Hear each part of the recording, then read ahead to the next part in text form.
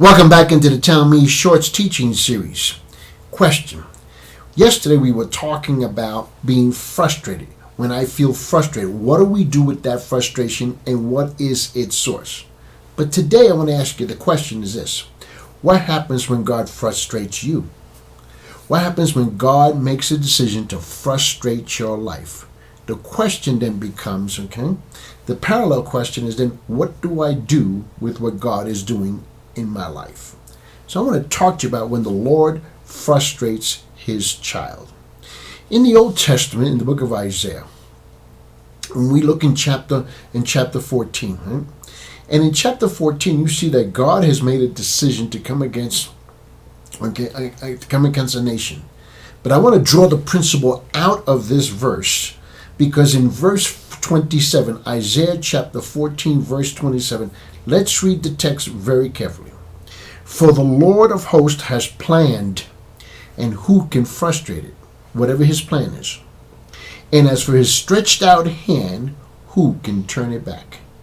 When God stretches his hand into your life, and he stretches his hand against your life, he stretches your hand upon your life, okay? You're going to have to ask yourself a question. Why is he doing what he's doing?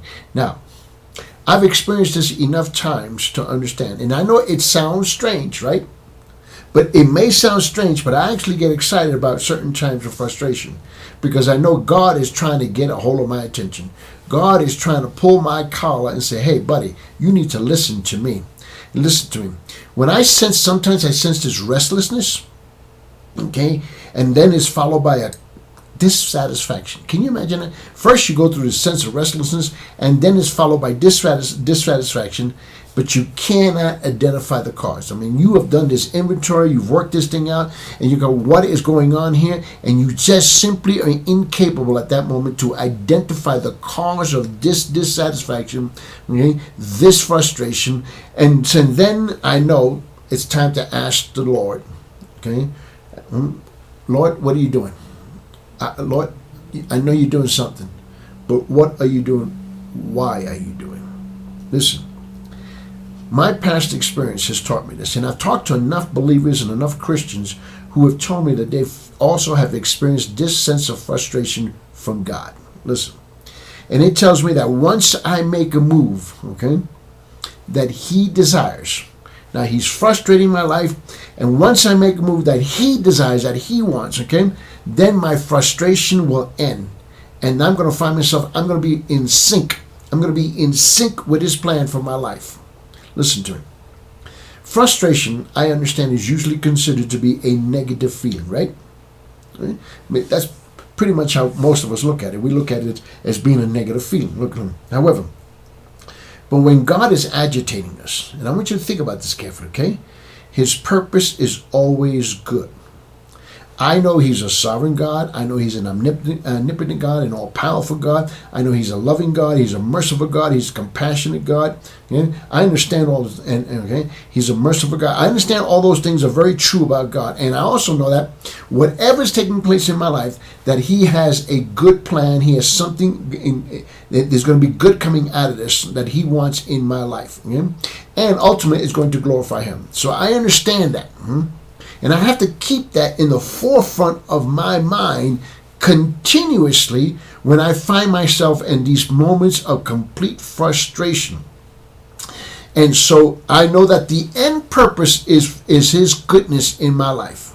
And I also know that in that goodness, he's going to be glorified. I repeat that and I repeat that because I have to remind myself of this constantly. Right now, he sometimes, God, uses our sense of dissatisfaction, okay, as well as our spiritual and our physical barriers, okay, to guide us toward new insights. For example, I remember many years ago, I woke up on a Saturday morning, and this is when I was going to school and I was in the seminary, okay, and I was feeling like as if I was in this emotional butter churn, okay?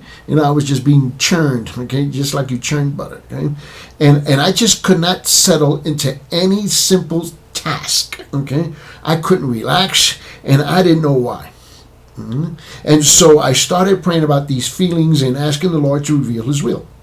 Well, You know, the problem is that today you and I live in a culture of busyness. We live in a culture of absolute busyness, okay? And we can easily and foolishly overlook or ignore restlessness. And so when I get into that restlessness stage, I'm going to start asking, what's going on here? Now, I've identified everything in my house. I've identified all my relationships around me. That's not it. That's not it. That's not it. And that's not it. And that's not it. Then I have to turn to God at that moment. But this is what I call divinely sent frustrations. That's what this is. Divinely sent frustrations is meant to get our attention. That's what it's meant to do. Because if you see what God is doing, I mean, who can turn his hand back, right? What we saw this earlier in Isaiah chapter 14, right? Verse 27. For the Lord of hosts has planned, and who can frustrate it? You think you're going to frustrate God's plan? No, he's frustrating you. He says, and as for his stretched out hand, who can turn it back? So God is pressing. He's pressing, and he's pressing. And you don't have to necessarily be in sin for God to be pressing on you. You need to understand it. He wants to redirect your life. So I want you to see that. So God wants us to ask simple. These are simple questions. Okay. What are you saying? Lord, help me to hear you. Help me to discern you.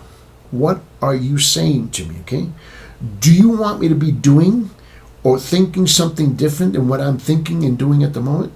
Lord, and as soon as we are willing to deal with whatever the Lord brings to our mind, because he's going to bring it to your mind.